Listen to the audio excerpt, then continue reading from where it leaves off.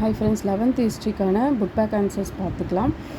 Dash கடல்வழி படையெடுப்புகள் ஸ்ரீ விஜய அரசு வரை விரிவடைந்தன. 3ஆம் ராஜேந்திரனின் கடல்வழி படையெடுப்புகள்.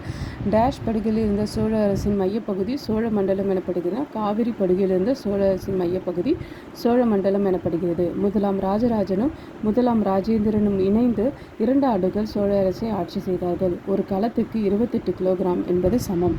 கெடா மலேசியாவில் உள்ளது.